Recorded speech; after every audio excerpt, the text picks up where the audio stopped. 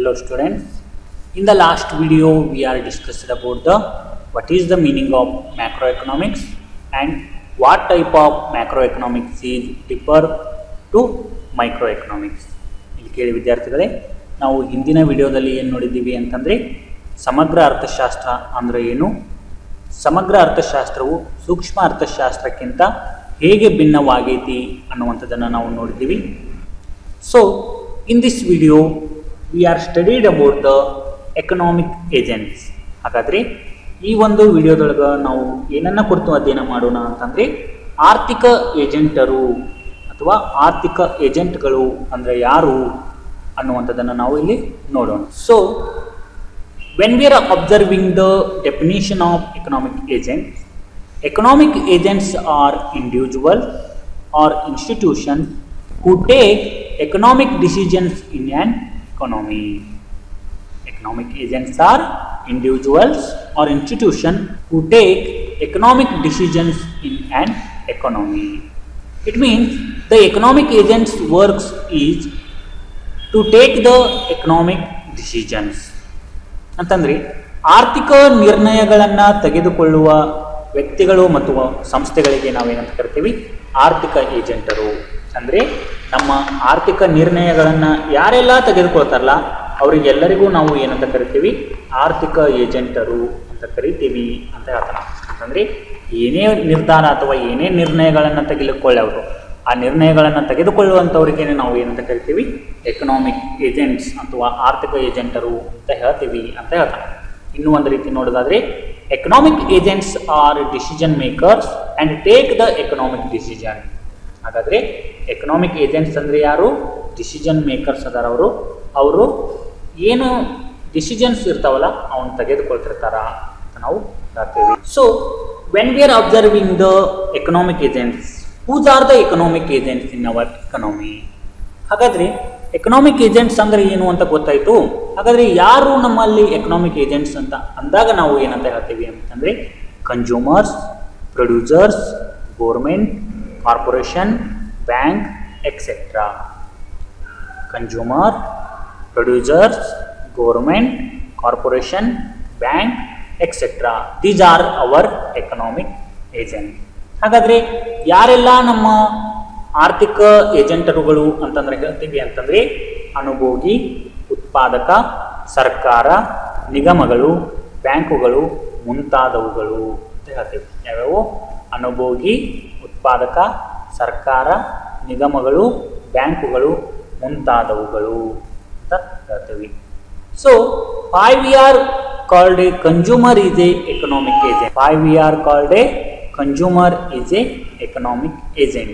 ಹಾಗಾದರೆ ನಾವು ಅನುಭೋಗಿಗೆ ಯಾಕೆ ಆರ್ಥಿಕ ಏಜೆಂಟ್ ಅಂತ ಹೇಳ್ತೀವಿ ಅಂತಂದರೆ they can be consumers who decide what and how much to consume. ಹಾಗಾದರೆ ಯಾಕಂತ ಹೇಳ್ತೀವಿ ಅಂತಂದರೆ ಅನುಭೋಗಿಗಳು ಏನನ್ನ ಮತ್ತು ಎಷ್ಟನ್ನ ಅನುಭೋಗಿಸಬೇಕೆಂಬುದನ್ನು ನಿರ್ಧಾರ ತೆಗೆದುಕೊಳ್ತಿರ್ತಾರೆ. ಹೌದಿಲ್ಲ? ಒಬ್ಬ ಅನುಭೋಗಿ ತಾನು ಏನನ್ನ ಅನುಭೋಗಿಸಬೇಕು ಮತ್ತು ಎಷ್ಟನ್ನು ಅನುಭೋಗಿಸಬೇಕು ಅನ್ನುವಂಥ ನಿರ್ಧಾರವನ್ನು ತೆಗೆದುಕೊಳ್ಳೋದ್ರಿಂದ ನಾವು ಅವನಿಗೆ ಏನಂತ ಕರಿತೀವಿ, ಆರ್ಥಿಕ ಏಜೆಂಟ್ ಅಂತ ಹೇಳ್ತೀವಿ ಅಂತ ಹೇಳ್ತಾನೆ. So when we are observing the producer, they can be, it means they may be producers of goods and services to decide what and how much to produce. It means why we are called the producer is a economic agent.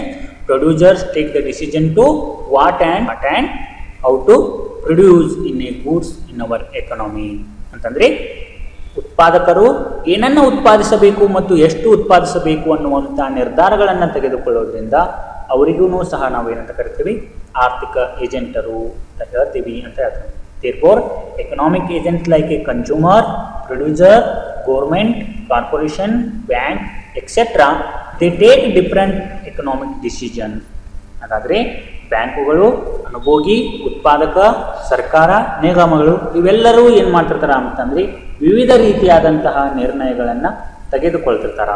So when we are observing the banks are also taking the decisions what type of rent we will be ascend. ಅಂತಂದರೆ ಬ್ಯಾಂಕುಗಳು ಸಹ ನಿರ್ಧಾರಗಳನ್ನು ತೆಗೆದುಕೊಳ್ತಾವ, ಬಡ್ಡಿ ದರವನ್ನು ಎಷ್ಟು ವಿಧಿಸಬೇಕು ಮತ್ತು ಬಡ್ಡಿ ದರವನ್ನು ಏನು ಕೊಡಬೇಕು ಅನ್ನುವಂಥದ್ದನ್ನು ಸರ್ಕಾರ ಬ್ಯಾಂಕು ನಿರ್ಧಾರಗಳನ್ನು ತೆಗೆದುಕೊಳ್ತಿರ್ತಾವ ಅಂತ ನಾವು ಹೇಳ್ತೀವಿ. ಗೊತ್ತಾಯ್ತಲ್ಲ ನಿಮಗೆ. ಇದನ್ನು 2 ಮಾರ್ಕ್ಸಿಗೆ ಕೇಳ್ತಾನ. Whose are the economic agents ಅಂತಾರ ಕೇಳ್ಬೋದು. What is the meaning of economic agents ಅಂತಾದರೂ ಕೇಳ್ಬೋದು. ಕೇಳಿದ್ನು ಅಂತಂದರೆ ಡೆಫಿನೇಷನ್ ಅವ್ನು ಬರೆದು ಬಿಡ್ರಿ. And next one is when we are observing the macroeconomics that is mainly represented to the 2 important economic thoughts ಅಂತಂದರೆ ನಾವು ಈ ಸಮಗ್ರ ಅರ್ಥಶಾಸ್ತ್ರವನ್ನು ಏನು ಮಾಡ್ತೀವಿ, ಇಬ್ಬರು ನುರಿತ ಅಥವಾ ಇಬ್ಬರು ಏನಂತ ಹೇಳ್ತೀವಿ ಫೇಮಸ್ ಅಂತ ಹೇಳ್ತೇವಲ್ಲ, ಆ ಒಬ್ಬ ಅರ್ಥಶಾಸ್ತ್ರಜ್ಞರು ಏನು ಇದನ್ನು ಹೇಳ್ಕೊಡ್ತಾರ ಅಂತ ಹೇಳ್ತೀವಿ ಅಂತಂದರೆ, so when we are observing the Adam Smith is regarded as the founding father of modern economics. Adam Smith is regarded as the founding father of modern economics. It was known as political economy at the time.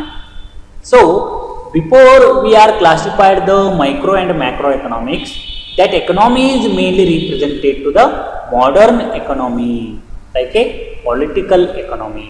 Antandre, when we are observing the Adam Smith thought, according to the Adam Smith, economics studied about the political thoughts. Therefore, our economies are called a political economy. ಅಂತಂದರೆ ಇವನಿಗೆ ನಾವು ಏನಂತ ಹೇಳ್ತೀವಿ ಅಂತಂದರೆ, ಎಡಮ್ ಸ್ಮಿತ್ತನಿಗೆ ಆಧುನಿಕ ಅರ್ಥಶಾಸ್ತ್ರಜ್ಞರಾಗಿದ್ದು ಆಧುನಿಕ ಅರ್ಥಶಾಸ್ತ್ರದ ಪಿತಾಮಹ ಅಂತಲೂ ಸಹ ನಾವು ಇವನಿಗೆ ಹೇಳ್ತೀವಿ. ಇವನು ಸ್ಕಾಟ್ಲೆಂಡ್ ನಿವಾಸಿಯಾಗಿದ್ದು ಗ್ಲಾಸ್ಗೋ ವಿಶ್ವವಿದ್ಯಾಲಯದ ಮುಖ್ಯಸ್ಥನಾಗಿ ಕಾರ್ಯವನ್ನು ಸಹ ಮಾಡ್ಯಾನ. ಅವನು ಅರ್ಥಶಾಸ್ತ್ರವು ಒಂದು ಸಾಂಪ್ರದಾಯಿಕ ಶಾಸ್ತ್ರ ಆಗೈತಿ. ಅಂದರೆ ಅರ್ಥಶಾಸ್ತ್ರ ಸಾಂಪ್ರದಾಯಿಕ ವಿಷಯಗಳ ಕುರಿತು ಅಧ್ಯಯನ ಮಾಡ್ತೈತಿ.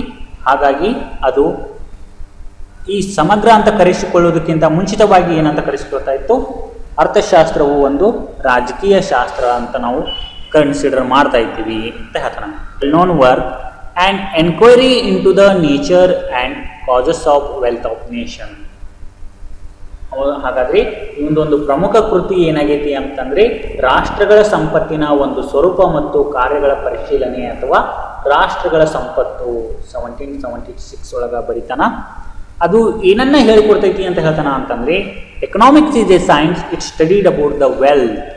ಹಾಗಾಗಿ ಅರ್ಥಶಾಸ್ತ್ರವು ಒಂದು ವಿಜ್ಞಾನ ಆಗೈತಿ, ಅದು ಕೇವಲ ಸಂಪತ್ತನ್ನು ಕುರಿತು ಅಧ್ಯಯನ ಮಾಡ್ತೈತಿ ಅಂತ ಹೇಳ್ತಾನ ಹೊರತು ಅವನು ಯಾವುದೇ ರೀತಿಯಾದಂಥ ಡಿಫರ್ಸ್ ಮಾಡಿ ಹೇಳೋದಿಲ್ಲ. ಇನ್ನು other economist John Maynard Keynes, he is also one of the famous economists in our economics. ಹಾಗಾದರೆ ಈ ಜಾನ್ ಮೆನಾರ್ಡ್ ಕೀನ್ಸ್ ಅನ್ನುವಂಥವನು ಇವನು ಸಹ ಒಬ್ಬ ಪ್ರಸಿದ್ಧ ಅರ್ಥಶಾಸ್ತ್ರಜ್ಞ ಅದಾನ. ಇವನಿಗೆ ನಾವು ಏನಂತ ಕರಿತೀವಿ ಅಂತಂದರೆ, he is the main thoughter of our economics. ಇವನಿಗೆ ನಾವು ಅರ್ಥಶಾಸ್ತ್ರದ ಪ್ರಮುಖ ಕೀಲಿಕೈ ಅಥವಾ ಉತ್ತಮವಾದಂಥ ಚಿಂತಕ ಅಂತ ಹೇಳ್ತೀವಿ.